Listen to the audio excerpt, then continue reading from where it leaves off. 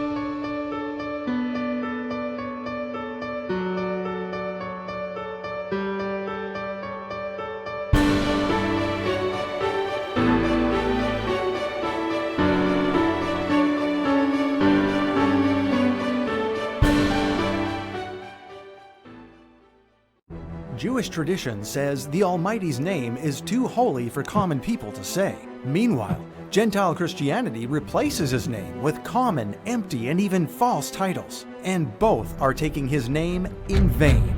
Watch The Name by Michael Rood. You'll understand why it matters what we call the Almighty, and discover an authority in Messiah you never knew you had. Order your copy of The Name exclusively from A Rood Awakening International.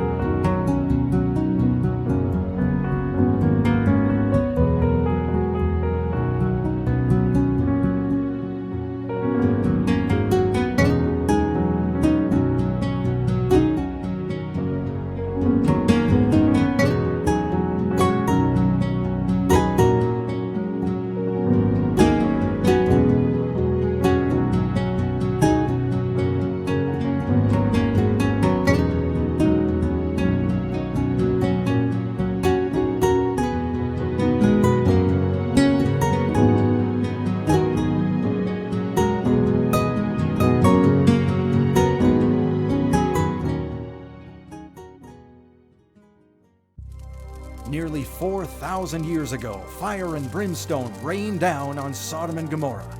But where are these cities today? Some believe they were swallowed into the Dead Sea. But there's new proof of what really happened. Join Michael Rood as he reveals the very walls of these cities still standing. Shocking new proof of God's wrath. Order your copy of Sodom and Gomorrah, exclusively from A Rood Awakening International.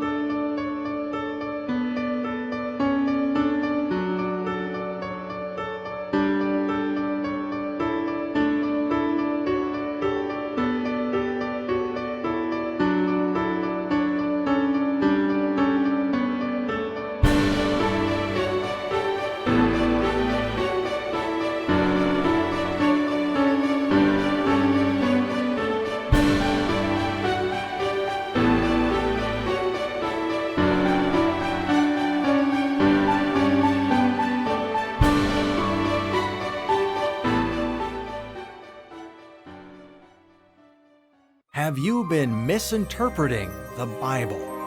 Michael Rood reveals the true meaning behind the Apostle Paul's warning about false understanding disguised as religion in Let No Pagan Judge You. This easy-to-understand DVD explains the keys to properly understanding the Bible and the words of our Messiah. Let no pagan judge you. Order your copy today.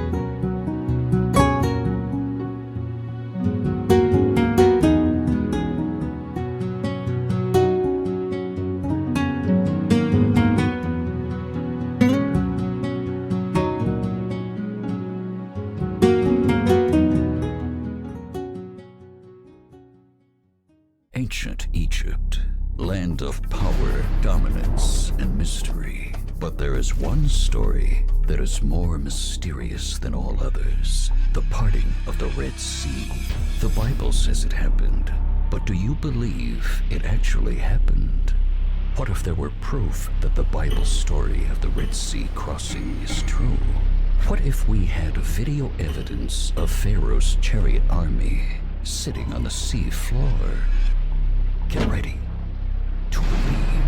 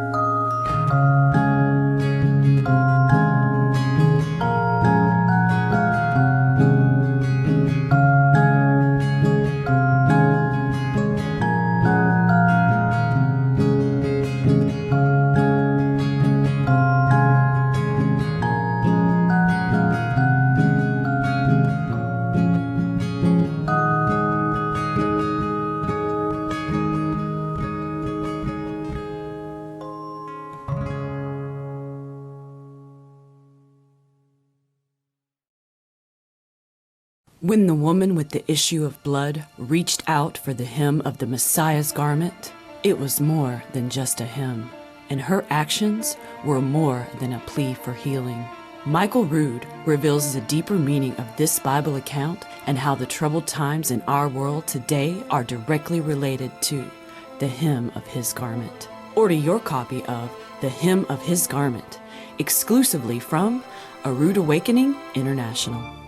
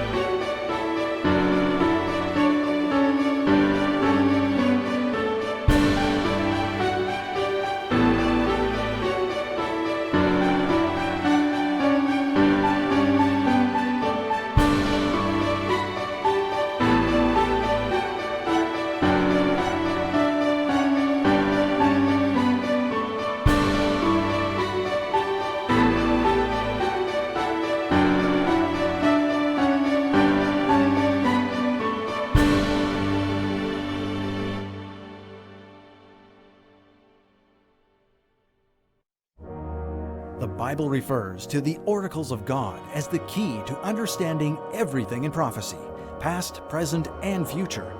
But what are these oracles, and how should we interpret them?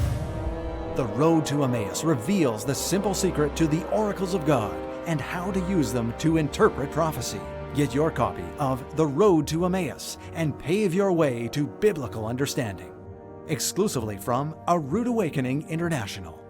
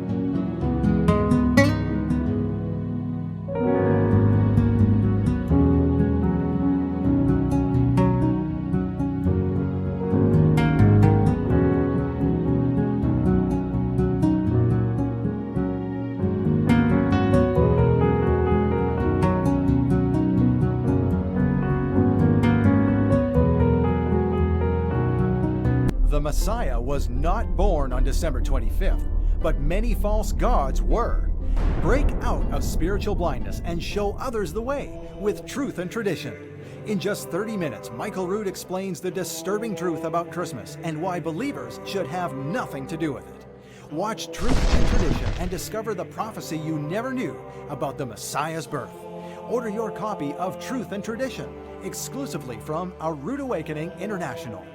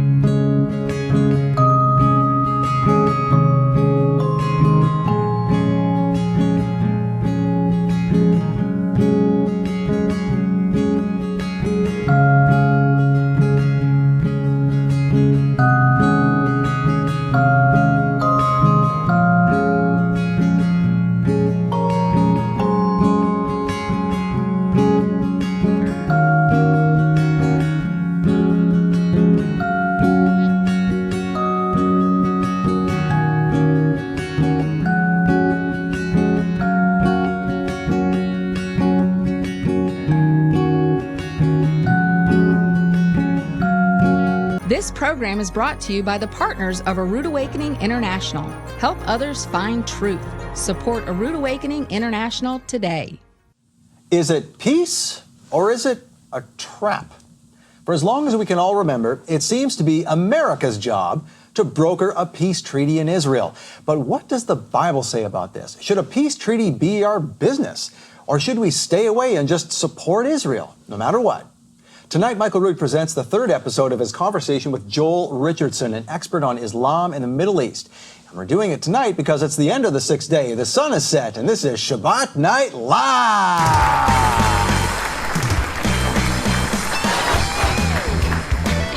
Michael, it's going to be a great show tonight. It will be.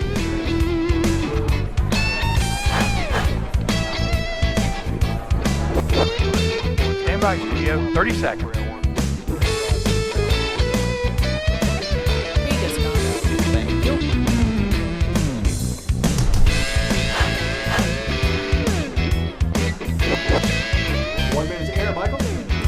Thanks. All right. Thanks, Ellie.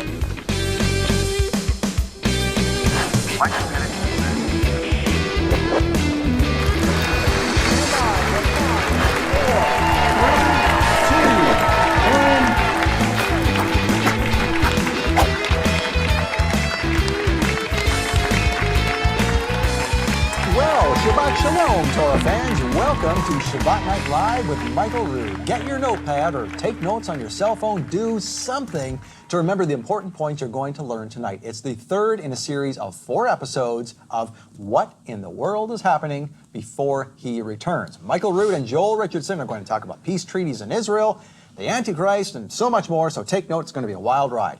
And while you're looking for that pen and notepad, please welcome my co-host for this evening, the Director of Ministry Development for A Rood Awakening International, Annie Reed. Shabbat Shalom. Shabbat Shalom, Annie. So, Joel Richardson, we've had 2 exciting episodes. Tonight is the third one, and people can pre-order the set right now. You're going to get all 4 episodes of What in the World is Happening Before He Returns, and also I have 2 DVDs by Joel Richardson, and one is on the battle of Gog and Magog, which if I tell you, just read a little bit of it. Yeah, please do. So this one in particular talks about the history and Republic of Turkey, which ironically, we're looking at Turkey, not Iran or Iraq. And then episode 2 is about the Ezekiel's oracle of the battle of Gog and Magog. And what did the early Christians really believe about this battle? So just some feedback on what this teaching in particular is. And then we also have the Global Jesus Revolution. And this one, if I can just read a little bit from the back, says, the Global Jesus Revolution reveals the only proper response to the political revolutions, social upheaval, civil wars, and outright chaos unfolding throughout the nations. So it gives you an interesting perspective as a believer on the topic of Islam. Interesting. And that will all take off on what Michael and Joel are talking about tonight. Very good stuff. And don't forget, if you were also on the radio with this episode, you can listen live on aroodawakening.tv or anywhere on your smartphone. If you're on our website, just go to the main page and look for radio at the top, and you can listen to us live there. Now, coming soon to Amazon Echo as well, and we're going to have an app in the works, so lots to come for Rood Radio. Now, tonight's episode is all about peace, or the illusion of peace in Israel. Michael and Joel are going to talk about a trap embedded in the peace treaty. Very interesting stuff. Michael talks about the difference in the Bible between a stumbling block and a snare. He does that quite often. There's a definite difference between a stumbling block and a snare, and the peace treaty in Israel is a snare. It's a trap. So, a peace treaty is really a trick. It goes all the way back to the time of Muhammad. Now, Michael and Joel are going to talk about this tonight. We don't want to spoil it too much for you because they can explain what is about to happen and unfold in prophecy as we know it today better than we could. That's right, that's right. But one of the interesting, go ahead. what I was going to say, but Joel Richardson is actually an expert on the topic of Islam, very educated man. No one knows the topic better than he does. He just does a tremendous job at helping the unbeliever, but also the believer understand their role in prophecy and really comprehend what is happening here today and how it will unfold in the future. Yeah, very, very interesting stuff they're going to be talking about for sure. And now, the interesting thing they mentioned tonight, I want you to be listening for. They say Islam, the people who are of the faith of Islam, Muslims, copy whatever Muhammad did. It's sort of like how Christians like to emulate Yeshua, because he was considered perfect. Muhammad was considered perfect. And what happened before will happen again. And there was something in Muhammad's history that you're going to learn about tonight, which leads into these peace treaties today. So be on alert. Pay attention to what they're saying. It's definitely something we all need to pray about. And we like to pray for you too on this program. We have some prayer requests that come in through our prayer page at aroodawakening.tv/prayer. And if you have a prayer answered, please go to the same website, aroodawakening.tv/testimonies. And you can give your testimony there and encourage some people. And we have a couple of prayers tonight that we want to cover off. Yes. And you have one from Tim. Tim would ask that we would pray for his friend Bernie, that she will come to know Yeshua. Okay, very simple, and yes, we will definitely pray for that, Tim. And another one here from an anonymous person. Again, if you go to our website and submit a prayer request, you don't have to give your name if you're uncomfortable with it. That's okay. We have one here from an anonymous person. I am in great financial distress and need help in figuring out how to get out of debt that is consuming me. And I know from personal experience, sometimes prayer can do wonderful things there. That's right. Because, we pray for help and we expect, God to come down with the miracle, and sometimes he leads us to a person. Don't be surprised if that person has the answer that you're looking for, and that was God's way of helping you. And sometimes he leads us away from a person. That's or true, a thing, too. Or habits. So, but we're all here because we are constantly being answered in our prayer requests on a regular basis. And so we'd love the opportunity to pray with you, our audience, and to pray over these prayer requests. Please just go to our prayer page. Let others know that you're praying for them. It's a big encouragement to know that somebody across the world is thinking of you at that very time. So, can I pray for you tonight, Anna? Yes, please. Why don't you pray with us? Okay. Yehovah, we thank you for this day. We thank you for these two prayer requests which have come our way. For the financial distress, we pray for this person, even though they didn't give their name. Father, you know who they are, and we pray that you would alleviate this stress, bring the right people to them, whether it's whoever it might be, to just alleviate the stress of this financial burden, because we know that you can create a miracle to wipe away the debt and start over again, and they will definitely know it's you in that case. So I pray that that is what happens. And for Tim, Father, I pray that his friend Bernie would come to know Yeshua, and that she would just have her eyes open, maybe through this program, maybe through one of Michael's teachings or wherever else. It doesn't matter. As long as she comes to you, Father, that's what it counts. And so we pray for that in Yeshua's name. Amen. Amen. Now, something we've been praying about around here is the opportunity to have Michael's show, the Chronological Gospels, completed and ready to go. And it is. Season 2 is now ready. The first episode plays 10 days from now on September 11th. That's right. You won't want to miss this series. It is Michael's best work yet. It is unbelievable. It takes you from the beginning of Revelation through the very end, and you will never understand the book of Revelation as clear as you do on this program. That's right. Michael's an expert on this subject. The shows are amazing. We go through as a staff and read through every episode with Michael in a meeting, and we can tell you firsthand, these are going to be amazing. They will change your life and your understanding of Revelation. It's going to be so much more clear. Michael considers Revelation the easiest book in the Bible for him to understand, and he's going to pass that understanding on to you. So please visit aroodawakening.tv. There, under Watch Now, there is a option for you to click on the Chronological Gospels. We will have season 2 available for you to play back after September 11th, but September 11th will be our first episode live for the world to see.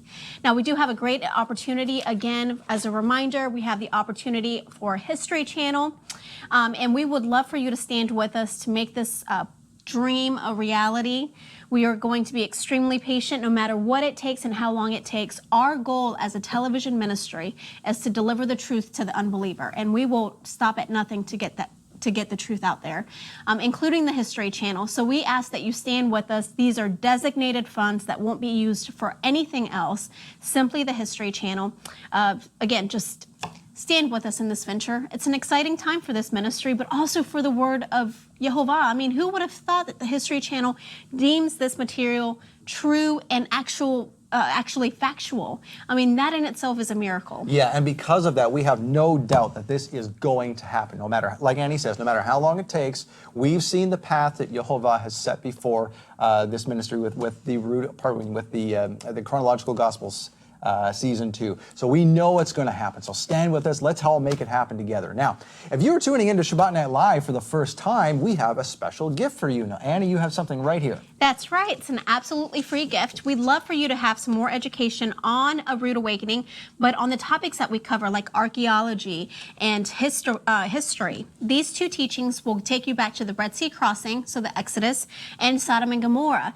And you will go there on location with Michael Rood. And you'll learn some interesting facts about not only their location that can be found today, but also what truly happened in that time period. And then, of course, we will send you some more information about A Rood Awakening, who we are, what we stand for, and different products that are available to you in your household. Wonderful. All right. Thank you. So make sure you get that. Now, speaking of new, Michael has a brand new love gift teaching. Mm-hmm. It's the Acts of the Apostles. That's sitting right here.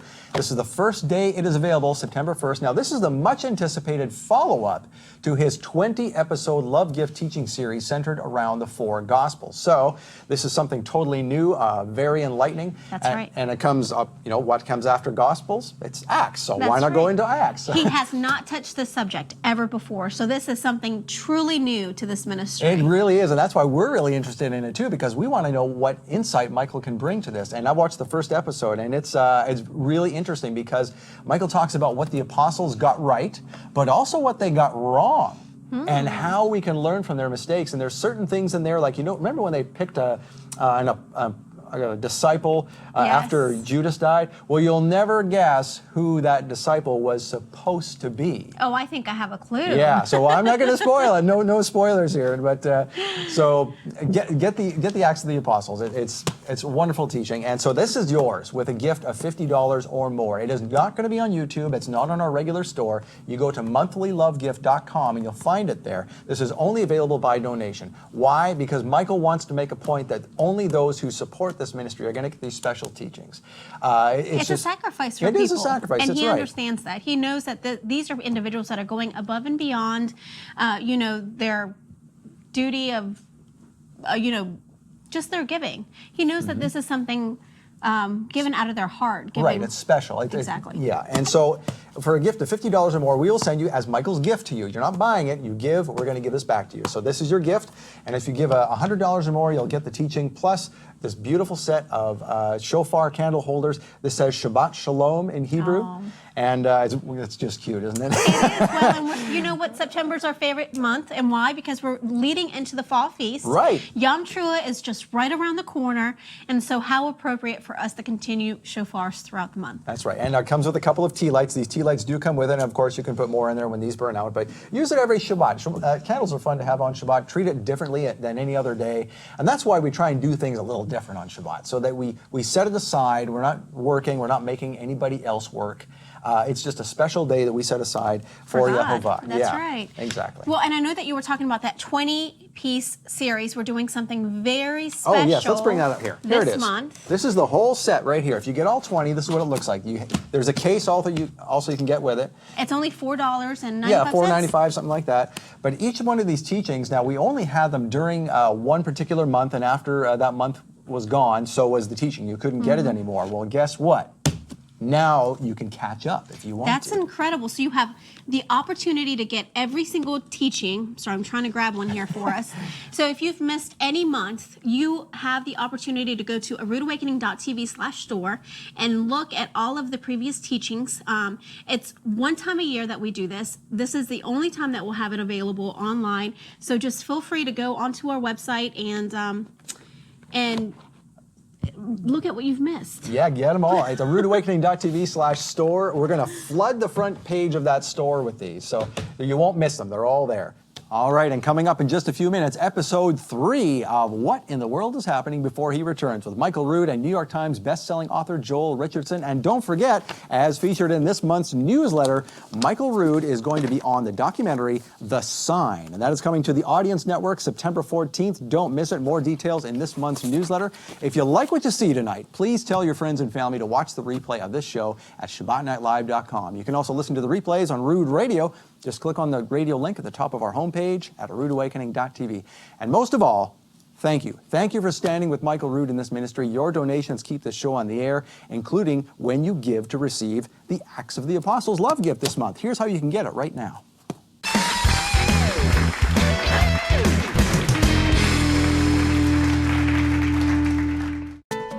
We as believers don't always get it right. Every time we think we are hearing from the Spirit, it may not always be the case. And even if we do hear from the Spirit, if we don't obey, we step outside of the Almighty's will. But what about the apostles? Did they get it right? What did they get wrong? And what can we learn from their mistakes? Michael Rood presents The Acts of the Apostles, a special teaching available only in September. In order to understand the book of Acts, we have to go back to the opening and closing statements of the former treaties. In the Acts of the Apostles, Michael Rood sets the stage for the book of Acts. The apostles are suddenly without Yeshua, the Messiah. They must now communicate with the Almighty by His Spirit, no longer having the luxury of speaking with Yeshua in person. The Acts of the Apostles is not on YouTube, and it's not available for sale. But we'll send you this exclusive teaching as our thanks for your love gift donation in September of just $50.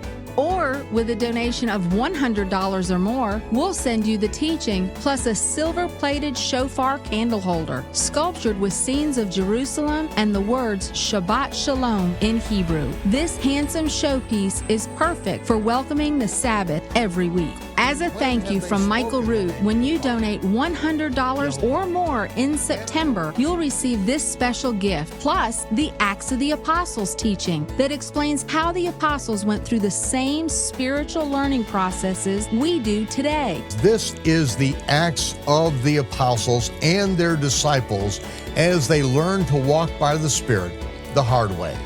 Call now or visit us online to pledge your support and receive these exclusive gifts. Act quickly. This is a limited time offer. Make your love gift donation now.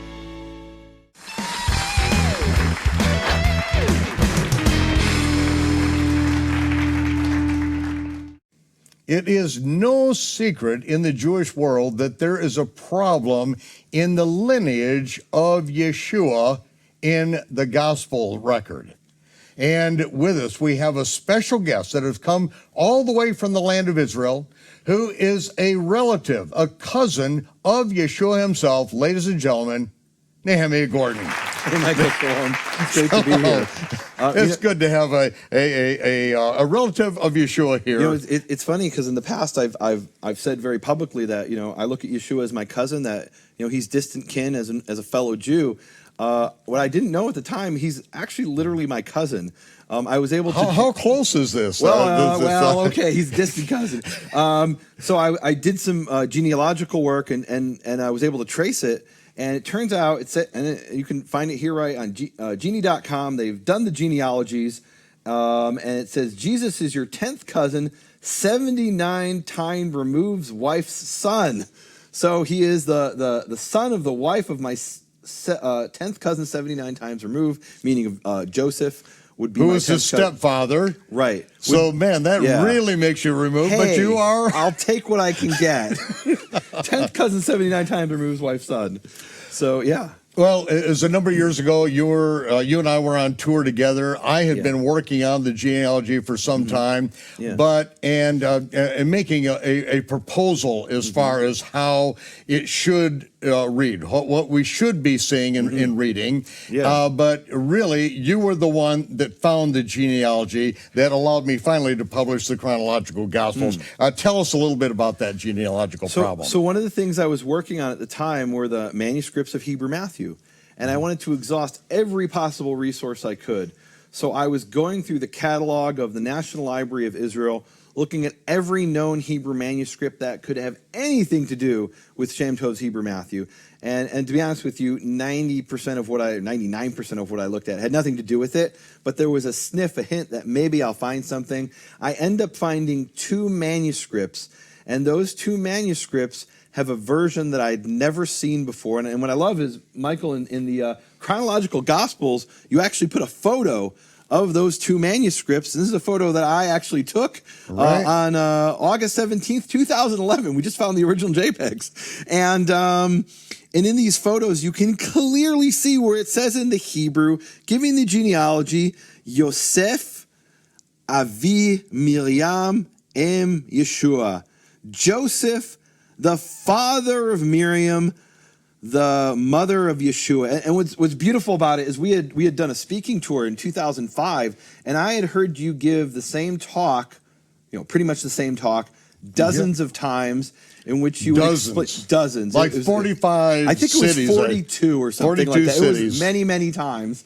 And and I had it kind of, and it was kind of like before I would come up to speak, I'd hear you speak, and you gave that part of the talk, and I remember you saying over and over and over so many times, Joseph the father of Miriam instead of Joseph the husband of Miriam, and how easy it would be to make that mistake. I remember you would ask people in the audience, how many people here have a husband who has the same name as their father, right? Your husband's name is Bill, your father's name is Bill, and how easy that confusion can take place in a written document thousands of years later. And what we see, night after night, time. Several women raise their hand, My husband's John, my father's John. Right. Well, and what I loved about it is your solution to the problem, and it's clearly a problem. Ask any counter missionary and he'll tell you, well, the New Testament's not reliable because the genealogy given in Luke contradicts completely the genealogy in Matthew. And what that shows you is they're just making up a genealogy. That's the argument of counter missionaries in the Jewish world. And what I loved about your solution is it was so much more elegant than what you read about in a lot of Christian sources. I mean, Eusebius famously talks about levirate marriages, and you read it and you're like, so we call this in Hebrew shminiot ba'avir, or exegetical trickery. It's or exegetical gymnastics is what they're doing. That's the translation. And you're reading that and you're like, really, guys, really. And what I loved about your solution is it was so much more elegant. It made intuitive sense. The problem was you were quoting an Aramaic source, which I looked at in the Aramaic and I just didn't see it.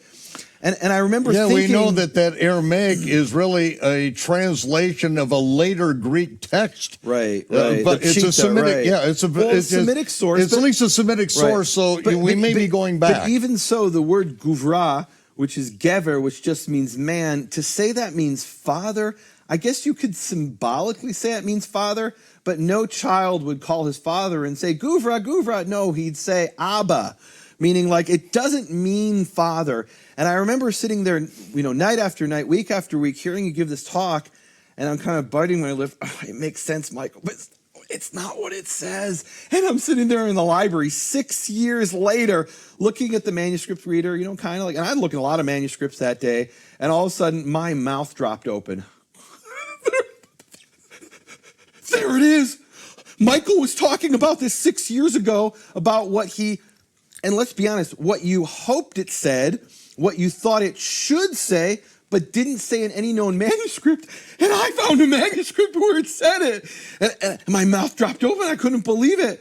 And then as I was sitting throughout that day, I found a second manuscript that said the same thing. 2 witnesses. And this wasn't an opinion. It was a fact that there were 2 Hebrew manuscripts of the Gospel of Matthew. And you can see them right here on page 46 of the Chronological Gospels. I love how you highlighted it, like you did that thing in Photoshop where even if I don't read Hebrew, where do I look on the page? So he kind of like highlights that part of the page. Yosef Avi Miriam, Joseph the father of Miriam. In the second manuscript, Yosef Avi Miriam, it's even in a different part of the page. Joseph the father of Miriam, not an opinion, not a theory. And look, it's a good theory. That's what I really appreciated about it back in 2005. It was a good theory. It just didn't say that unequivocally, so clearly in the Aramaic. It took, like I said, exegetical somersaults to get there. Whereas here, it's there. Don't have to have an opinion. It's a fact that it appears here. Now we were doing something interesting later. I was telling you how, Jesus is my cousin. It's, and there's people who did the Jewish genealogy, and you can look on the website, and if you can connect to one of these famous rabbis, you can find out how you're connected to David and all kinds of interesting things. So we pull it up, and you were saying, well, I'm sure they have Eusebius's, genealogy for Mary, or some of the other Christians who and correct me if I'm wrong. So they say that Luke is the genealogy of Mary. That's right. And Matthew is the genealogy of Joseph. That's the traditional Christian answer. Even though it doesn't say that, plainly doesn't say that, but that's what you've got to do. It's the traditional Christian explanation. Right. Not borne out by any fact or sources, just they're trying to figure it out what's going on here, and really to respond to the Jewish counter-missionaries. But they don't have any sources. We're showing actually 2 manuscripts, and we pull this up, and lo and behold, it says here that the exact genealogy that you would expect, that it says here, Mary, mother of Jesus. This is on genie.com. And her father is Joseph, whose father is Jacob. And what that means is somebody read your book, The Chronological Gospels, went to genie.com and fixed it.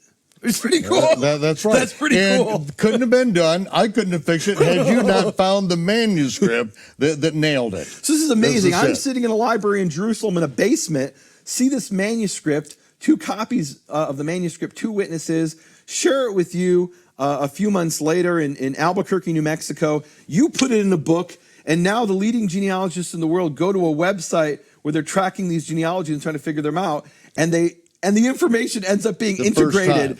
Beautiful, amazing, the world today. And where this comes up, speaking of the counter-missionaries who had given out the $10,000 reward, and for any Christian who could answer these things, and what is the number one thing? Prove from the Christian scriptures that Yeshua is any relative of King David. And so it doesn't matter what gymnastics you can do, you have to prove this in a court of law. I took this back to one of the people, one of the counter-missionaries. I took it back to the rabbi. I showed it to him, and he said, but you can't collect the 10,000. He said, I know, it's not in a Christian source. It's in what was kept in Jewish archives. They knew that Yeshua's lineage goes back to King David. Isn't that incredible? A rabbi copied this manuscript and preserved it, and that's why we have it today. That's it. That's it. Amazing. Ladies and gentlemen, you are in for the ride of your life. Nehemiah is going to be showing us, 52? 52 manuscripts with the full vowels of the name of the Father, Yehovah. 16 rabbis who proclaim his name as none other than Yehovah. It's just powerful stuff. First time in history, you're going to be seeing it here on Shabbat Night Live. Don't go anywhere and support this ministry. You are our only sponsors. If you don't do it, it doesn't happen. This is a message for you.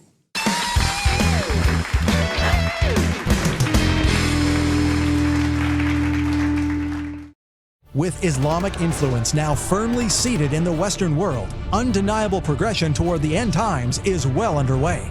What role does Islam play in the fulfillment of biblical prophecy? I believe the Islamic world is a missionary evangelist playground, and I want to see and I want to be part of the things that the Holy Spirit is doing in the earth, and there are amazing things that He's doing. In What in the World is Happening Before He Returns, Joel Richardson and Michael Rood reveal how to bring the truth of Yeshua to a Muslim world until the fullness of the Gentiles has come in. It's like, get out there, we got to change the world because the world is changing and it's going to devour our children and our grandchildren. Pre-order What in the World is Happening Before He Returns right now on DVD, Blu-ray, or USB. You'll get all 4 episodes now playing on Shabbat Night Live, plus 2 more teaching DVDs from Joel Richardson. What if our priorities were a little more focused on the gospel? I think the world would be a radically different place. Pre-order now or order online.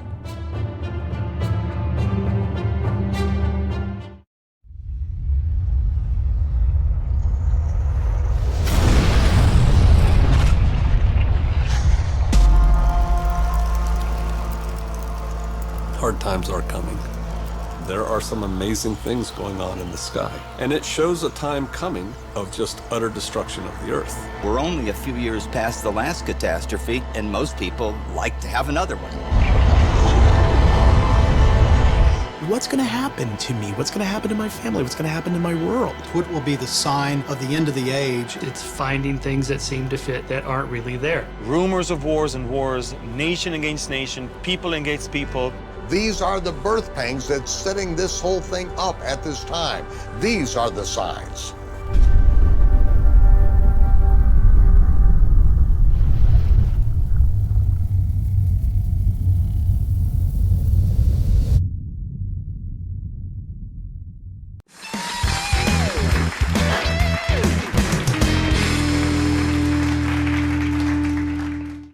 The last night that Yeshua was with his disciples, the Last Supper before the Passover was sacrificed, he took bread and he took wine. He said before that Abraham saw his day and rejoiced. But what does that mean? He saw his day and rejoiced. Well, it was the Melchizedek, the king of righteousness, that brought forth bread and wine to Abraham. He blessed the Most High with the blessing that Abraham taught Yitzhak, Yitzhak taught Yaakov, and is still spoken today. Whenever bread and wine is served at a Jewish table, whenever it is Sabbath, especially around the world, the bread and the wine are brought forth with this blessing. Baruch atah Yehovah, Eloheinu melech haolam, borei pari hagafen. Blessed are you, Yehovah, our Elohim, King of the universe, the creator of the fruit of the vine. And Yeshua then said, blessed are you, Yehovah, our Elohim, King of the universe, who brings forth bread from the earth. He said, this represents my body, which will be broken for you. This represents my shed blood that pays the sin penalty because of the broken covenant. As often as we do this, we do this in remembrance of him. So break the bread, share the wine, and we do this in remembrance of him until he comes.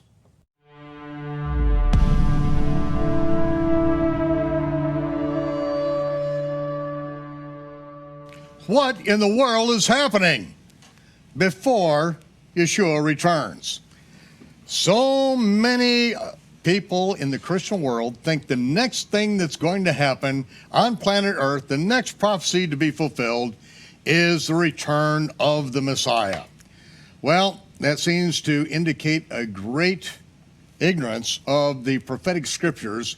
And we have with us New York Times best-selling author, Joel Richardson, a prolific author and an expert in the Middle East and Islam especially.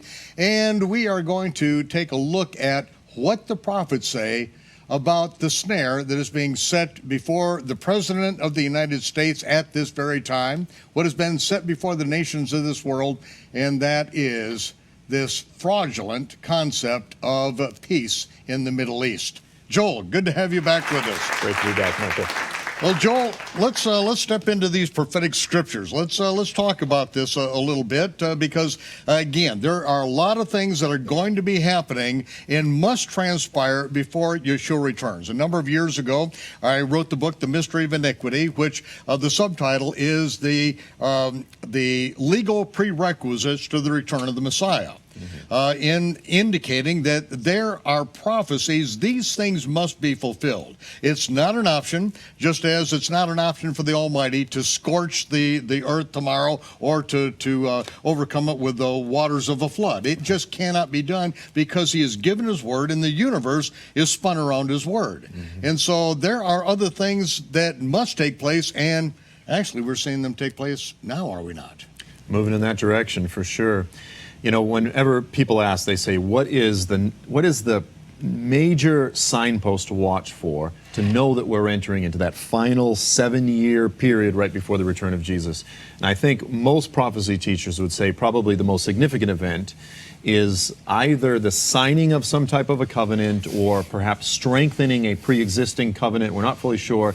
But in Daniel 9, really 24 through 27, 24, 25, 26, 27, these 4 little verses, there is a whole bunch. And one of the references, it says that the Antichrist will either strengthen or make a strong covenant with the many.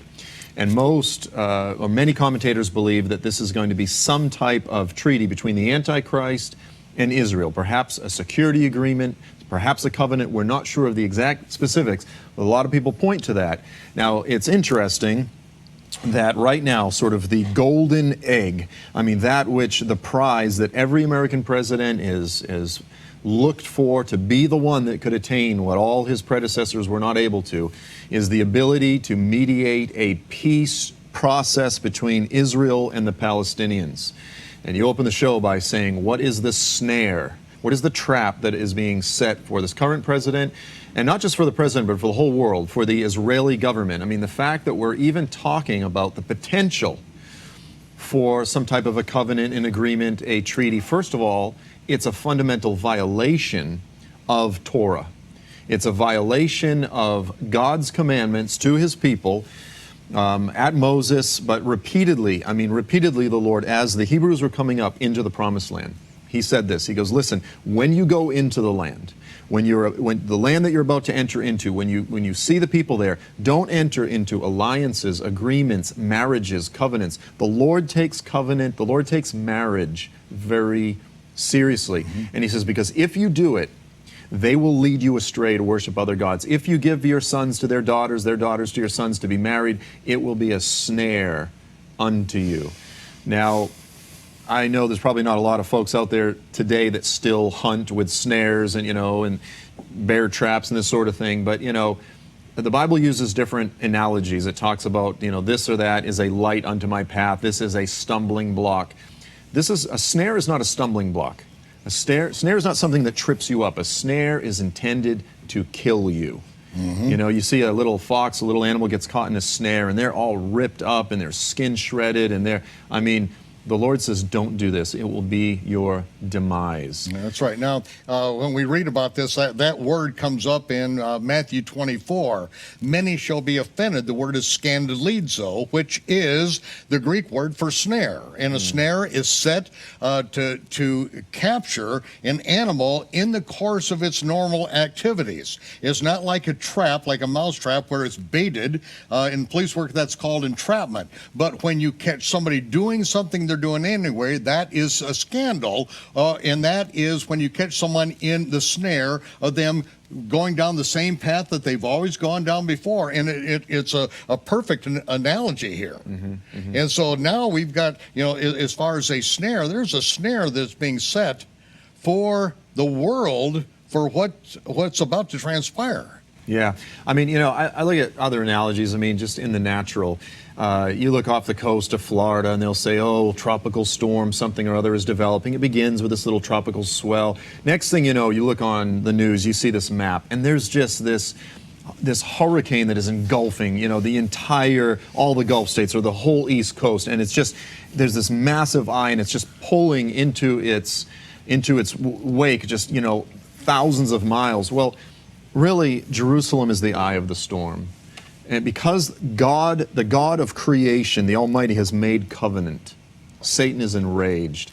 And if you want to go, what are the last days? It's very simple. The last days is when that tropical storm that's been gathering and growing out there in the Caribbean somewhere becomes the hurricane. Eventually, it's going to engulf the whole world.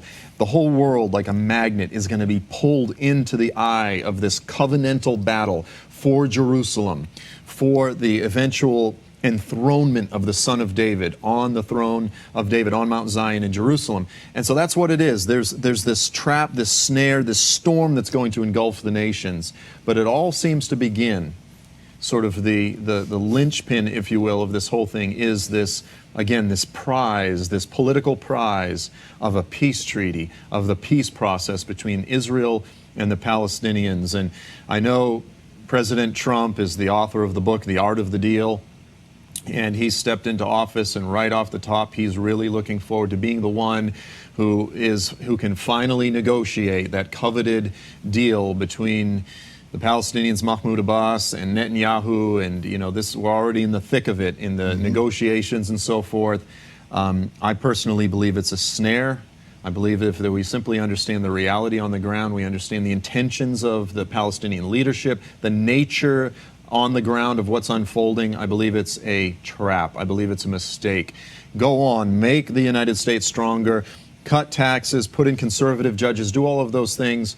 But when you start messing with Israel, when you start messing with the Promised Land, when you start touching the apple of God's eye, that rock that it says, the nations that try to lift it, it says, the language that's used is they will be ruptured. In other words, it's speaking of a hernia. All who try to lift it, they'll actually be ruptured. I believe this is hands off, and I'm praying that the Lord would give this current administration wisdom, because the only thing, if you understand the reality on the ground, the only thing that makes sense is to give and empower Israel, you give the Jewish people the right and the ability to defend themselves against a people who the majority of which desire to wipe them out. You empower those who are defending themselves.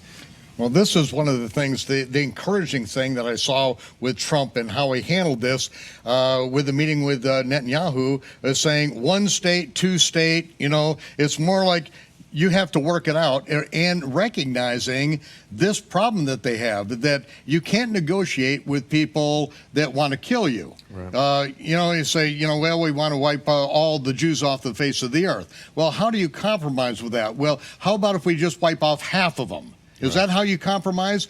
At least there was a glimmer of hope. It's like one state, two state, it's not in our hands. And hopefully our president will be smart enough not to stick his neck too far into this thing, but to stand with Israel and support Israel. Because again, if you curse Israel, you're going to be cursed. You're going to pay the price. And this is the very thing that we saw happen at the time. The United States promised $1 billion to Israel to resettle those who were taken from their homes in the Gaza, where they'd grown up, 2 generations down there, pulled all the people out. The United States said that they were going to give $1 billion.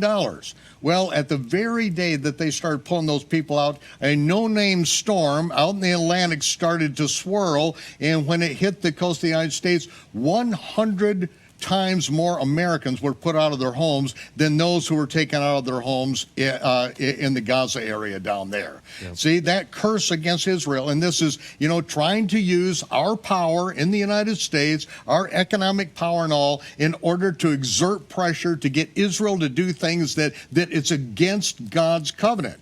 All the land from the Euphrates to the great river in Egypt belongs to the sons of Israel. And this is God's covenant with Abraham.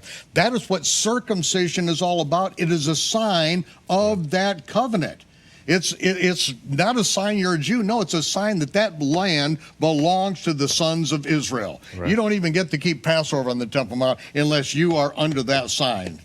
And what has happened? We see our president's trying to mess with that covenant with Abraham. Right. And it's the spirit of the age. Everyone seems to put all of the onus, all of the pressure, all of the burden on Israel, as if they're the ones that are responsible. I always say the message of the world to believers, the message of the world to the church, to the Messianic community, really, if you boil it down, it's this. shut up and go feed the poor. You know, the world loves it when we go minister to the poor, when we serve the needy. They, oh, that's wonderful. You go do your little acts of service, but shut up with your message. You go, yeah, we're going to continue to feed the poor. We're going to do it more diligently, but we're not going to shut up. The message of the world to the Jews is roll over and die. You know, do you remember Helen Thomas? She was sort of that famous rabble-rouser in the White House press corps. NPR. And she comes out and they said, well, wait a minute. She was complaining about Israel. And they said, well, what should they do? And she goes, they need to go the hell back to Europe. That's what they need to do. And you go, whoa, wait a minute, what? You know, I mean, this is the message of the world. They have no right to be there. They invaded these other people, that, you know, all this kind of nonsense. Go back to Europe. Okay, well, what's going on in Europe? Anti-Semitism is exploding. So really the message of the world, when you really boil it down, is just roll over and die so we can finally have peace.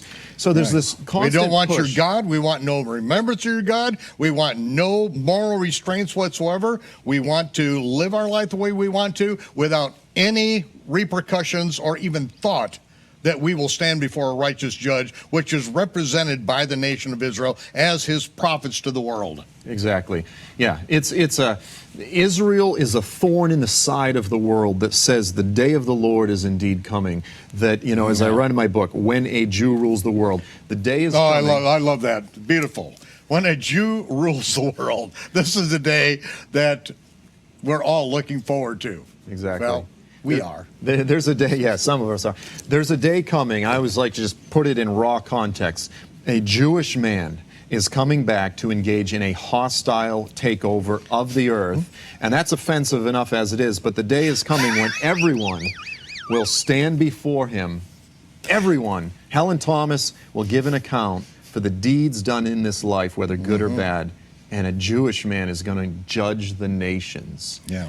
I mean, this is a serious thing. And yeah, so Israel is a constant reminder in the side of the nations. The day is coming when this Jewish man is coming back, that he has been chosen, he has been appointed to rule the nations by the Almighty.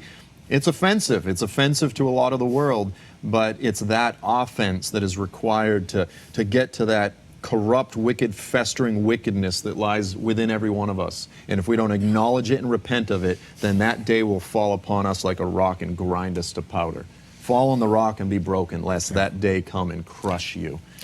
Well, Joel, I want to explore this covenant with death, and I think this is a perfect time for me to disagree with you.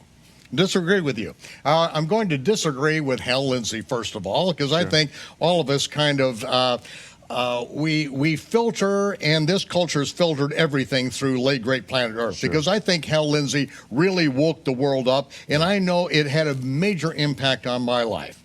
And he was the first one to articulate this, the covenant, the confirmation of the covenant spoken by the angel to the prophet Daniel in Daniel chapter 9, as being some kind of agreement concerning the land, a peace agreement.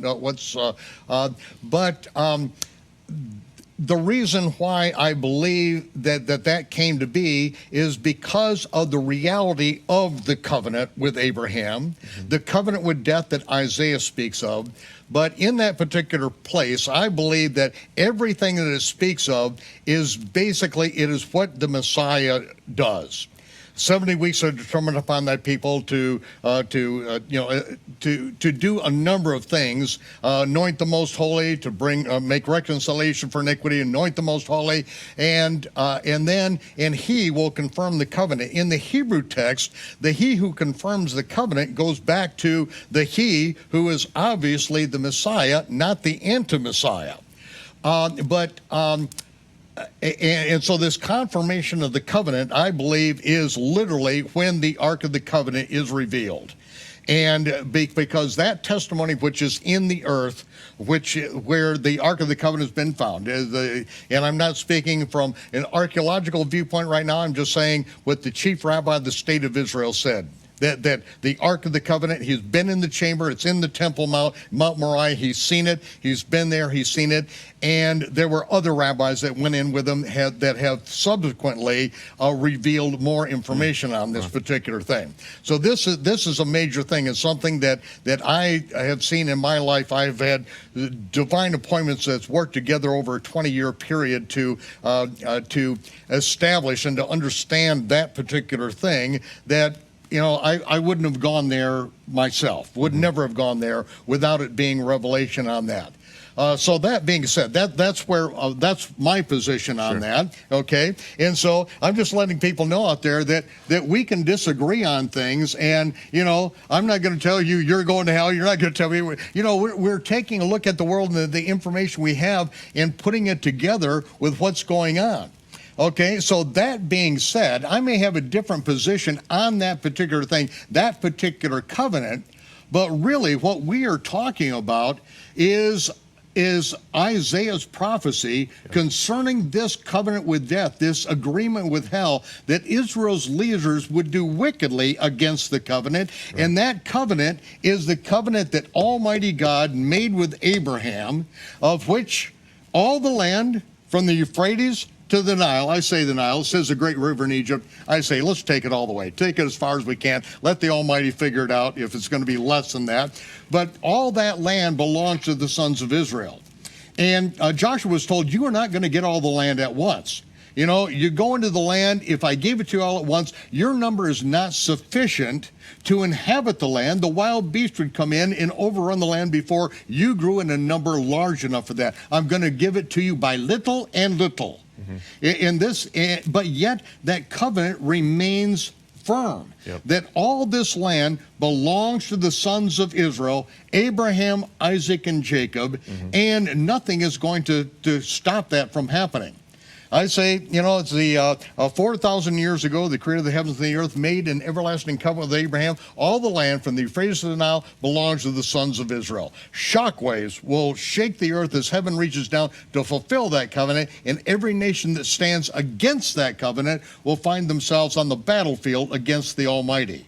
This covenant, this is a major thing, and this is what our nation's leaders, this is what the United Nations, this is what the world is going against that covenant, to try to get Israel to go away, to give land for the promise of peace. And Isaiah says that the Almighty will annul that covenant with death. Their agreement with hell will not stand. There will be an overflowing scourge. Violence will interrupt that very thing. And so now we've got a president who's got it on his plate. You know, we know that this is the art of the deal. Why wouldn't he want to go there? Just by the five senses. May the Almighty interrupt this thing to where at least what we do is stand with Israel. Yeah, exactly. I mean, you know, look, initially President Trump said that he would move the capital of Israel to Jerusalem. Everyone said, Yahoo. All of those in the believing community said, Yahoo. It seems to be as though that he has backed off on that because it doesn't seem to be pragmatic. And so we are seeing that many of the somewhat flamboyant promises maybe made on the campaign trail, he's now facing the pragmatic realities now that he's in office. And the truth is, most of us welcome that to a degree.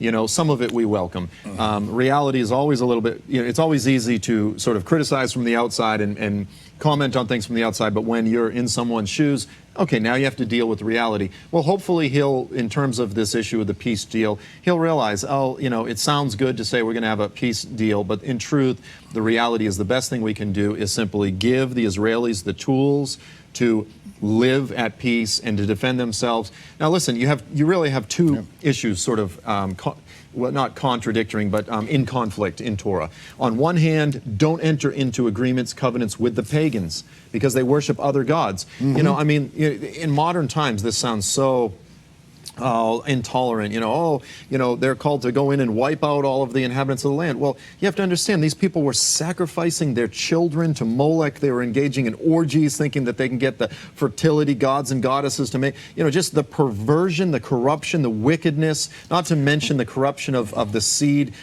through the Nephilim and their descendants and just all that was going on there. God says... Yeah, complete debauchery that who knows what was stopped because they were stopped in their tracks at that time. Yeah, exactly. And, people say, well, okay, so that's back then, but, the Palestinians today, they're not sacrificing their children to Molech.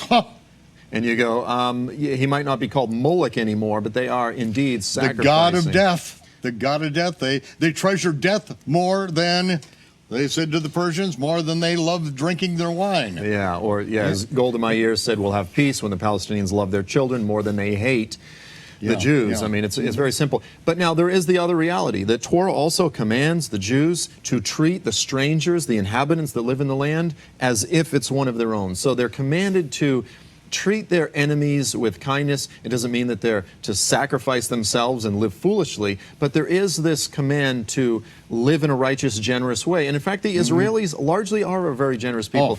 They're treating Syrian fighters, they're bringing in Syrians and different people and treating them in the hospitals. They're treating Palestinians. Look, they live with a higher ethical standard and yet a higher level of criticism than virtually any nation in the world. But there is this reality. What I'm trying to say is Israel is not called just to wipe the Palestinians out. That's not their call.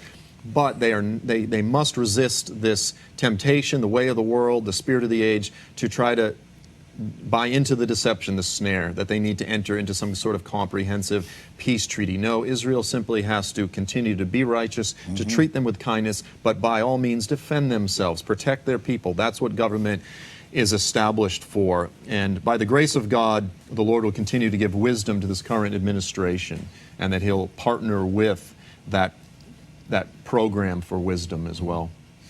We see this this covenant with death, this agreement with hell.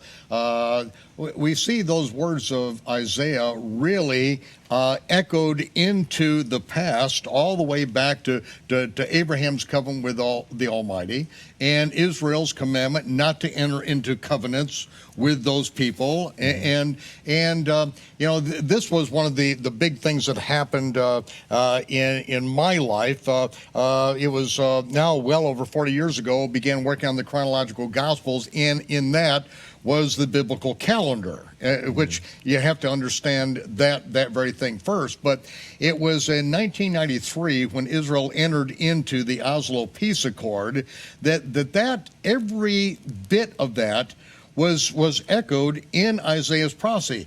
But it may not have been the final fulfillment, but we saw everything about that. Israel's leaders doing wickedly against the covenant. They make an agreement with hell, a covenant with death, and in that they promised that they would give over land for the promise of peace, which is, and the Almighty said, I will annul your covenant with death. Well, that happened to be, by their own terminology, there's a sign in the White House lawn, a 7-year agreement.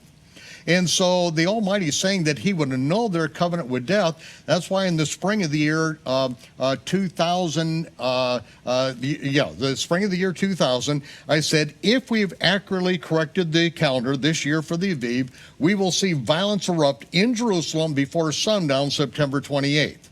Now, I said that not because there was any revelation. It's simply this covenant with death fit this so precisely that if the Almighty is going to annul this covenant with death, and He's going to do it by violence, it has to be done before sundown, September 28th, because that is exactly 7 years. From Yom Teruah to Yom Teruah is exactly 7 years. It would have to happen before sunset.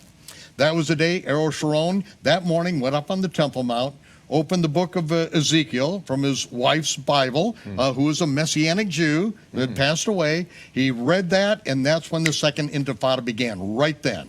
That ancient prophecy being fulfilled today. And that's why I say Bible prophecy is being fulfilled today. But it may not be the final fulfillment of that. Right. Because we saw, from there, they had another agreement that was at Camp David that summer.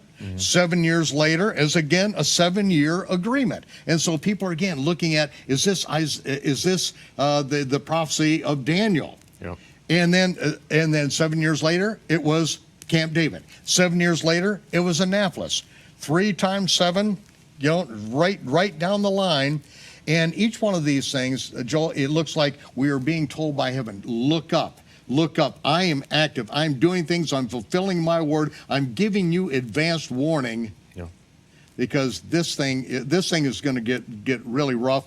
As the trumpet of Joel, which is your nomenclature, we see that we got big things that are going to be happening, do we not? Yeah, absolutely. I mean, I think that's the reason Jesus uses the analogy of birth pangs. You know, it's very simple. Birth pangs come. You have your first child. You have what's called the Braxton Hicks. You go, oh, I think this is it. You run to the hospital. No, that's not it. But there are sort of these waves, these repeated echoes of that which is going to come to a culmination in the last days with the ultimate covenant with death, if you will. And we've been given fair warning. You know, we've been given these waves of foreshadows of what's to come. And I truly believe that we are quickly approaching that final period that will initiate those final 7 years. I mean, we're moving rapidly toward that time. Amen. We need to be ready. We are. Yeah, we have not hit it, but we are moving rapidly toward this. And we're going to take a break, and we're going to get into an Islamic covenant when we get back to see how that interrelates on this. But before we do, ladies and gentlemen, I would be remiss if I did not give you the opportunity to support this ministry. This is an opportunity for you to involve yourself in the gospel of the kingdom. Yeshua said, this gospel of the kingdom, the one that he was teaching, this gospel of the kingdom must be preached in all the world for a witness. We are doing our best to get the gospel of the kingdom out to the world. This is not the popular message on Christian television or anything else, but it's a message that must get out to the world so that we are called to repentance, called to an account with the creator of the heavens and the earth, to live according to his word and his commandments, to hate what he hates, to love what he loves, and to do the work of the ministry. We give you this opportunity whenever you're watching this. Now you can make a phone call. Now you can make a pledge. Stand with us. If we are ministering to you, help me get to someone else. That's how it works. If you don't do your part will never get done, and your reward will never happen. This is your opportunity. I'll have just 2 minutes for you. We'll see you then.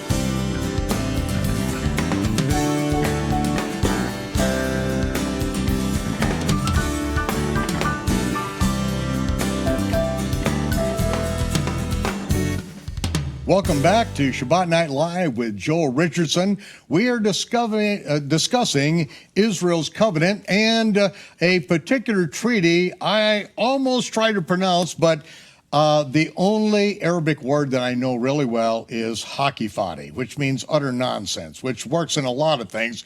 But a man who has spent his life understanding Islam, knowing how to and actively ministering to Muslims, not only in America, but around the world and behind enemy lines. Joel Richardson, tell us about this treaty which is, Difficult this is to your pronounce. bailiwick to pronounce this. Sure.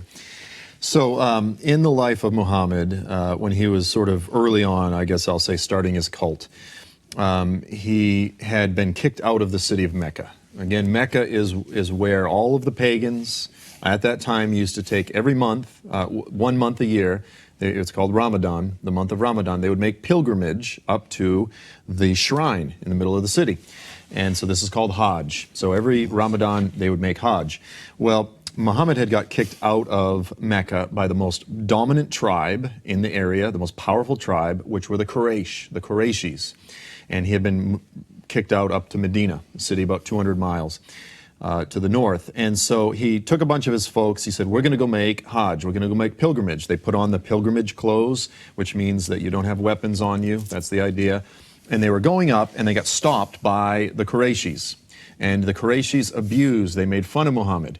At that time, Muhammad had about 1,200 men, okay? So the Muslims, the Muslim movement was about 1,200 men, add wives and families, a few thousand people, And they basically said, what are you doing? He said, we're going up to make Hajj. We're going up to make pilgrimage. And they said, no, you're not.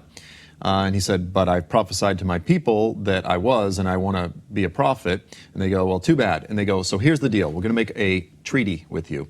And this was at the spring of Hudaybiyah. So this becomes known as the Treaty of Hudaybiyah. And the agreements, the tenets of the treaty were this. They said, if any of your people want to leave, you have to let them come back. If any of our people want to become a Muslim, you have to reject them and send them back. So it was thoroughly slanted in favor of the Qurayshis against the Muslims. And they said, but we'll have a 10-year peace treaty. For 10 years, Muhammad agreed. The next day, his two best friends, Abu Bakr and Omar, were very upset with Muhammad. They go, you were shamed in front of all of us. You prophesied that we're going to make Hajj, and now what are you, a false prophet? He goes, no. I said we were going to make Hajj, but did I say this year? Which is typical false prophet. You miss the mark. You just draw a new target around your arrow. And he goes, last night Allah revealed to me that this is a great victory. And he was a master, military strategy. He was brilliant. He goes, from now on, this is what Allah revealed to me. And he claimed to have received a new part of the Quran that night. He said, from now on, anyone that joins us in our raiding of these various villages, he said they're going to get this very substantial portion of the plunder, the booty, the spoil, the female sex slaves, the slaves, you name it. So again, they were about 1,200 men at the time. What they immediately started doing was raiding a series of very wealthy Jewish villages in Arabia. Because Muhammad said, now the Qurayshis, the most powerful tribe in the area, they're not going to mess with us. And he went after the Jews. And one by one, he wiped out these Jewish villages. He would make up some reason to say they did some infraction against him, or one of the people in the village insulted him or something. And so within 2 years, the Muslims went from 1,200 men to 10,000 strong. This is when Muhammad's little cult evolved into becoming a pirate cult of the desert. And they exploded. So after 2 years, Muhammad goes, now we're 10,000 strong. Now we can take on the Qurayshis. He made up some infraction. He said, oh, you guys violated your part of the deal. And he came back and he invaded Mecca. He conquered the Qurayshis. And it's from that point forward that Muhammad was the undisputed ruler of Mecca and really that whole part of Arabia. And this is really when everything changed. From there on out, he was the most powerful. He was incredibly intolerant, etc., etc., etc. And he wiped out all of the Jewish villages. He wiped out all of the Jews in Arabia. Why is this important?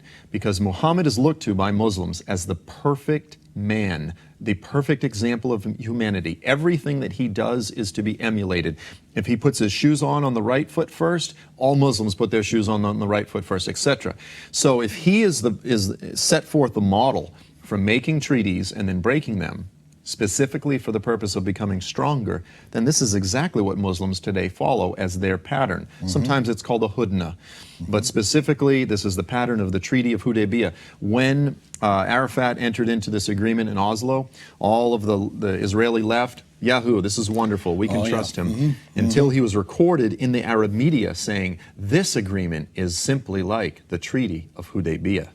those who understood Islam knew exactly what he was talking about. Right, in the Western world, completely oblivious, and there's no reporters that's going to tell the truth concerning this, just like as we see with CNN. Can't possibly tell the truth. Living in Israel, when you see what they report and what's actually going on, you realize that this is all propaganda, pure propaganda. Right. And so, you know, the America and the American population is really kept in complete darkness about what the Palestinians are doing, and now we're seeing the repercussions. Exactly. You know, every president comes along and says, we're going to make a treaty with the Palestinians, and you know, this one voice over here says, you can't do that. And they say, well, why not? He says, because you must understand, in the Palestinian territories, they spell treaty R-E-L-O-A-D.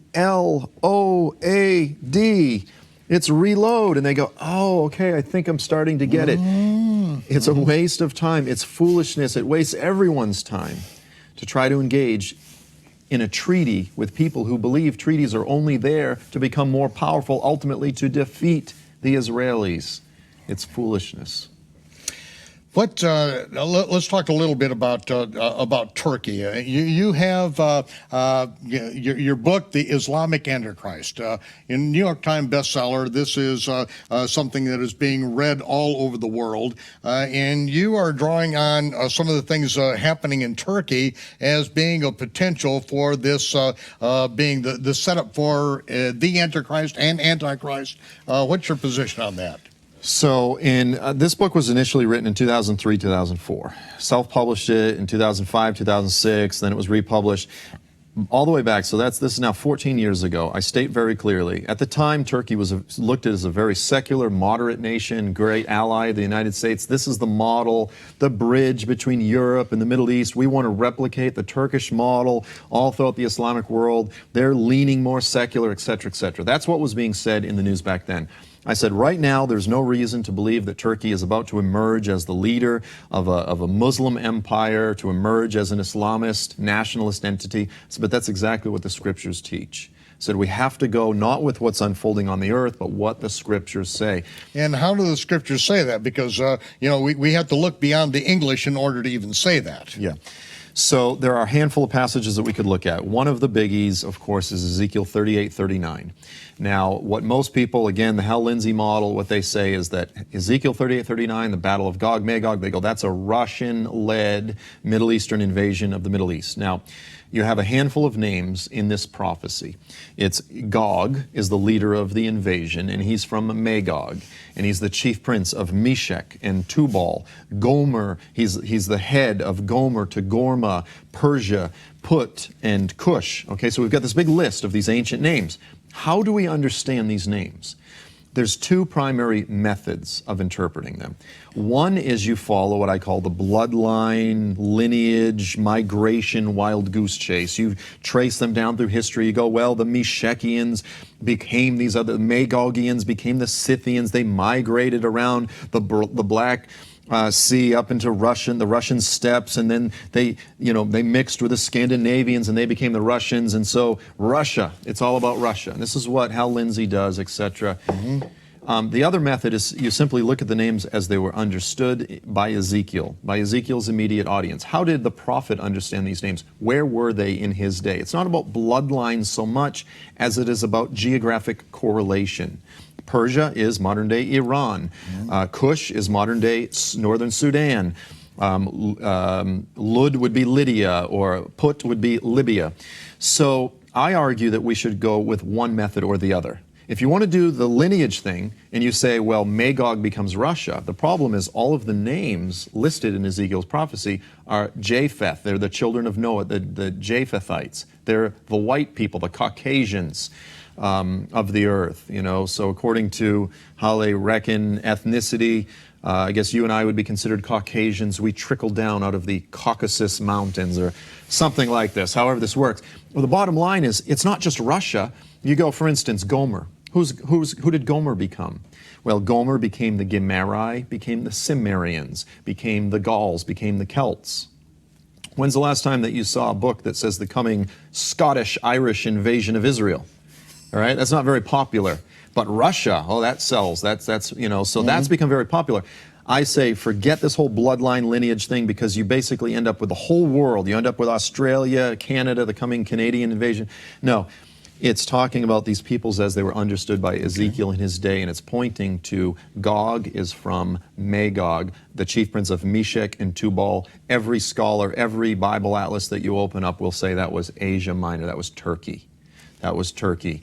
And so we might not know precisely all of the details, but it overwhelmingly points to the region of Turkey as the leader of this coming Middle Eastern coalition, along with Iran, along with Libya, along with Sudan. And it just so happens that all of the constellation, the movement of the nations today is falling right in line. And so since I wrote the book in 2004, again, the past 13, 14 years, Turkey has emerged exactly as an Islamist dictatorship with a nationalist. I mean, under Adolf Hitler, they had German Aryan nationalism. Right now, we have an emerging pan-Islamic nationalism and Islamism, and this call, this drive to revive the caliphate, to bring back the Ottoman Empire.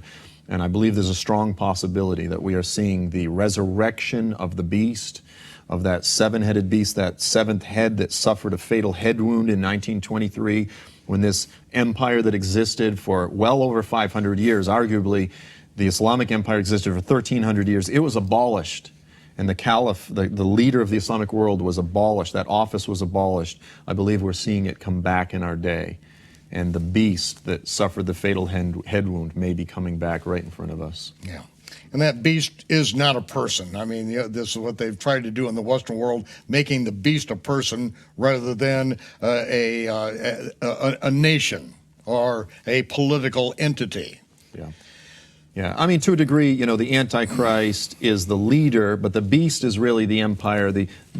Sometimes it almost refers to the beast as, but it's kingdom. You know, it's sort of that telescoping. But yeah, and sometimes it's difficult to discern if it's zeroing in on the person or zeroing in on the empire. But I think at the very least, we should begin with the clear typology, which is that it's a kingdom. Well, I want to get into some of these prophecies in Daniel with you in a little bit, but let's step over and talk about the president of Turkey, about the Islamic Antichrist, and how you see that particular thing all in play. Yeah. Is it possible that Recep Tayyip Erdogan could be the Antichrist? It's possible. It's possible. I lean toward the idea that he's not. I lean toward the idea that he may be a very specific prophetic character, which is the prominent horn on the goat in Daniel 8. Now, this is pretty specific, but if Daniel 8, most people interpret Daniel 8 to be a historical prophecy. You've got this two-horned ram that comes out of the region of Iran, Persia, invades the Middle East, and then you have this goat. Most translations say Greece, but the word there in Hebrew is Yavan. Well, in Daniel's day, Greece didn't even exist. There was no Greece. And Yavan was a region, sometimes known as Ionia. It was Western Turkey. And of course, Western Turkey, Istanbul, of course, this is where the capital of Turkey is Ankara, but Istanbul is really the heart of Turkey. And so it says this goat responds and crushes this two-horned ram. Well, if we're dealing with a fully end-time prophecy, then it's possible that we're dealing with a clash between Iran and Turkey, and that it refers to this prominent horn on the goat, again, this sort of Turkish goat, as the first king of Yavan. Well, what's interesting is a lot of people say, well, that was Alexander the Great. Alexander the Great was the 27th king of Macedonia, of Greece. He wasn't the first king, but Recep Tayyip Erdogan, since the referendum in Turkey, he has ensconced himself as the new sultan, the new caliph. Ever since the establishment of the Turkish Republic under Mustafa Kemal Ataturk, he is the most powerful leader to have emerged. He has set himself as the dictator, and if anything could describe him as the first king, it's quite possible that he could be that first king of Yavan, that after these couple wars, after he's killed, then it says, in his place 4 arise, and out of one of these 4 sections of this new Turkey comes the little horn, comes the Antichrist. And so if it's an end-time prophecy, we could have one of the clearest roadmaps to the coming forward of the Antichrist. Okay, well, let's talk about that. Let's as far as an end time prophecy, let's go back in time to what is most commonly understood concerning this prophecy, which is the ram with the two horns, Media Persia, and then you got Alexander the Great coming and smashing them, and then when he dies, his kingdom being divided up, Egypt, Assyria, Turkey, Greece, and out of them comes forth a little horn, which out of Syria comes Antiochus Epiphanes and the abomination of desolation. That's all historical fact, and it fits in there. But yet, there's something more in that prophecy. The angel tells Daniel that this is concerning the end time. Yeah. And in this, I think is very important for everyone to understand, because I don't want them just blowing off what you're saying, because, okay, we know this historically, we know how it fits, but yet there's something more here, because the abomination of desolation, this is what, when Antiochus, came in, occupied Israel, they put a statue of Zeus on the Temple Mount, Zeus's birthday, December 25th, sacrificed a pig, a sow, on the altar, made the altar desolate. That was the abomination of desolation then. And if we had the book of Maccabees still in the 1611 King James Version of the Bible, and they hadn't taken it out in 1825 by the American and British Bible Societies, we would understand this a little bit more. But yet Yeshua said in Matthew 28, concerning the time of the end, he said that when you see the abomination of desolation spoken by the prophet Daniel, stand in the holy place, let he who reads understand. Another, what does this mean? You read it, you have to understand that there's more than one fulfillment of this. This has transpired in the past, which gives us a picture of the future. And so what you're doing is you're taking us into the future, and I believe that with how the Almighty has directed your life, with your command of this history of this part of the world, that your interpretation of this has to be listened to very carefully. So I wanted to say that as a preface, that I want to hear more. I want to hear more about this, because this makes sense concerning Turkey. 2003, we were going up to Turkey. This is where we take a little vacation time. The people that need to renew their visas for Israel, we'd go up there for a weekend and all. And it was wonderful up there. But things have changed deadly. I wouldn't touch it with a 10-foot pole now. No Jew is going there on vacation nowadays. So back then, this is what you were saying back when everything was at peace. Okay, now give us some more background on what Erwan. Yeah, I love Turkey. It's one of the most beautiful nations in the world, and I have friends in the intelligence community that say, Joel, you can't go through Turkey anymore. They're going to put you in jail, and I have to reroute my planes and everything. It's a big headache. But so here's an interesting point, is in Daniel 8, it talks about, again, Antiochus as the historical type, a little horn, and it says, verses 10 forward, it says, and it even exalts himself to be greater than the commander of the host. Now, I believe that's speaking of Yeshua, or of the God of the temple himself. And then it says, and it causes some of the host of heaven and some of the stars of heaven to be cast down. Trampled under his feet. Trampled under his feet. And you go, well, wait, did Antiochus cause some of the stars of heaven to fall down? Well, then later in Revelation 12, it's actually drawing off of Daniel 8, and it says, that's right, I saw a great red dragon, and his tail swept a third of the stars of heaven. Well, in Revelation, it clearly contextualizes that as an end-time event. And then Satan and angels are cast out of heaven, and then the shout goes out, and it says, rejoice, all you heavens, because the accuser of our brethren has been cast down, but he knows his time is short. So we go, Revelation tells us that the ultimate fulfillment of this little horn is not in history, but in the last days. So yes, history was a type, a shadow, an initial fulfillment, but the ultimate fulfillment is in that final 3.5-year period. You go, well, wait a minute, but Revelation says it's the dragon that does it. You're saying back here that it's the Antichrist. The Antichrist is just Satan's sock puppet. He is the human embodiment of Satan's activities in the earth. And it speaks about this in 2 Thessalonians chapter 2. about the man of sin being revealed, apocalypto, suddenly uncovered. And that's why, I don't get real into, who is that person, because when he's suddenly uncovered, we'll know who he is. But still, we have to be aware, and it is Satan who inhabits him.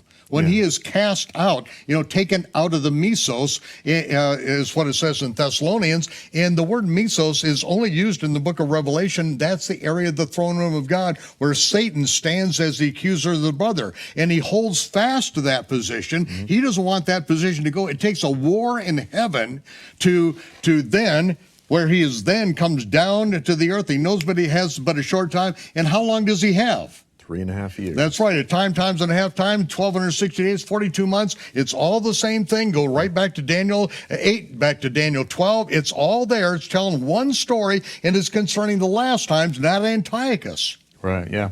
Yeah, and so, you look at things like that, you go, Antiochus doesn't completely fulfill all that's being said of him. So we know that there's eschatological references. Interestingly enough, even this issue of the four horns, like you said, usually people say it's Lysimachus, Cassander, Ptolemy, and Seleucus. So, Egypt, Assyria. But actually, there was actually a fifth. There was Antigonus. Antigonus he came the closest to conquering all of Alexander's dominion. He was this amazing character, and it was 23 years after Alexander died before he was killed.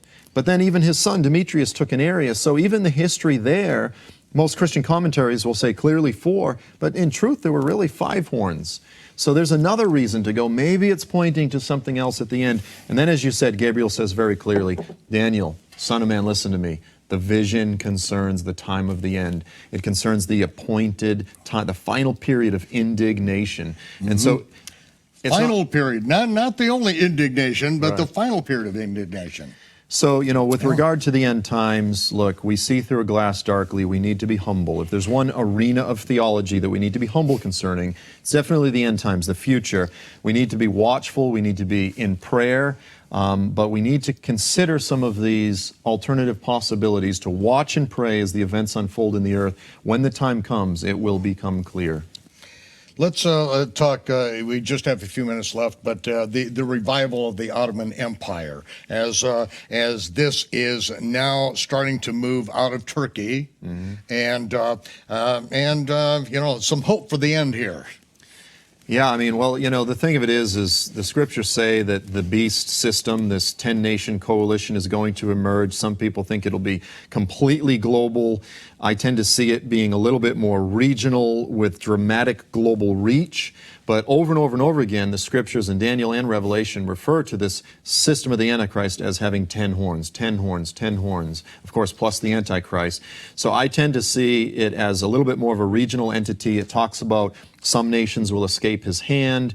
In Daniel 9:27, it says wars are decreed until the end. I go, wait a minute, if wars continue, that means there must be foreign resistor militaries, which mean there must be some resistor governments.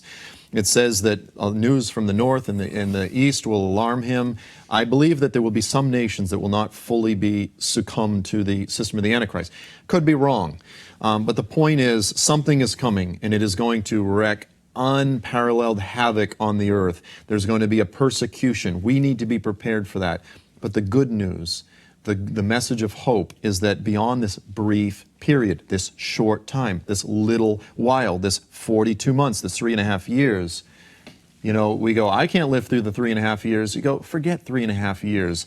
The Messiah is coming back to crush all of the previous kingdoms, all of the pagan kingdoms, this whole present age, this whole present system, all of the things that make us groan. Every day we get up, we open the laptop, we look at the news, we groan, we sigh. We see the corruption, the decay in our own nation. We see the abortion, we see the racism, the violence, this, that, all of the things that make us sigh. Those things are coming to an end. Those things are coming to an end. And Yeshua the Messiah is going to restore the throne of David from Jerusalem. The knowledge of God will cover the earth as the waters cover the sea, and we will go up to Jerusalem. No longer will we merely sing about Jesus or look at paintings. We will see him in the flesh with our eyes. We'll smell the divinely created recipe of incense. We'll smell the the barbecue, the temple barbecue as the fragrances, and we'll hear the sound of those singing in the temple, singing the praises of the Messiah as he's on the throne. That day is coming, and we can rejoice. Sometimes it feels dark, it feels scary. We see what's unfolding in the earth. Lift up your head, lift up your eyes, the scriptures say, because your redemption draws near. That's what we need to fix our eyes on. That's biblical hope, and that's what I'm living for, and I know that's what you're living for as well. Amen. Amen. Well, that day is a little bit far off at this point, and we've got a job to do until then. Yes, we do. Everyone is looking for the signs. What are the signs of the end? It's like, okay, here's the sign. Go into the whole world, preach the good news, preach the gospel that I have been teaching and preaching, and I'm with you. Yeah. That's the sign. Yeah. And until he comes back, until our rotted body, beheaded body is pulled out of the grave with a new body, or our mortal body puts on immortality, I think that's the most important sign, that we get out and do what he said to do, because we'll be rewarded for all of eternity for being faithful and doing what he said to do. Amen. Amen. We're going to have to come back and deal more with the temple. The restoration of the temple, what's getting ready to happen in the land of Israel. We're going to do that, but we can't do it now. We have another week ahead of us. Ladies and gentlemen, I'm going to close with prayer. Yivarechecha Yehovah v'yishmerecha. Ya'ir Yehovah panav elecha v'yichunecha. Yisa Yehovah panav elecha v'yisam lecha shalom v'shem Yeshua HaMashiach Sar Shalom. Yehovah bless you and keep you. Yehovah make his face to shine upon you and be gracious unto you.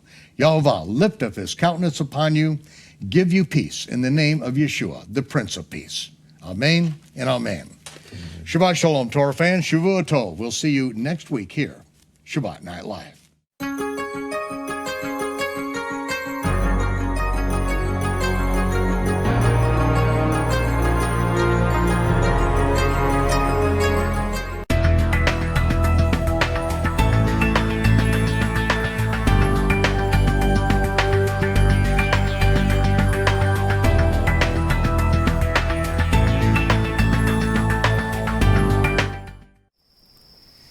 You know, there's a lot more to this than meets the eye. Cut! There are hundreds of hours spent behind the scenes on writing, filming, editing, on makeup and lighting. Open one, take one. Every episode of the Chronological Gospels reaches across the globe with the true gospel of the kingdom that Yeshua, Jesus, taught. This is the greatest story never told, a story that is changing lives around the globe.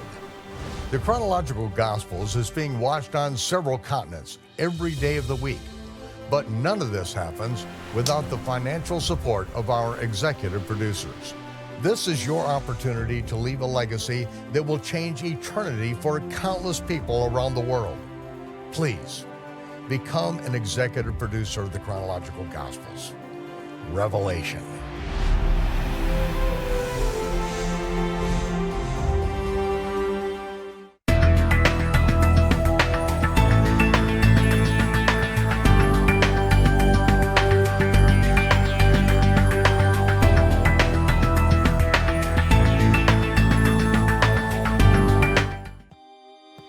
The ancient prophets of Israel prophesied of a time when the promised land would be desolate and bereft of her children, and that the Gentiles would come into the land and report the apparent forsaking of the Creator's covenant with his chosen people. But those prophets also declared that the sons of Israel would come back to their homeland in the last days, and that the Gentiles would come to Israel from the ends of the earth and cry out in repentance for the pagan traditions that they inherited from their forefathers. This day is this prophecy fulfilled in your ears. This is the greatest story never told. It's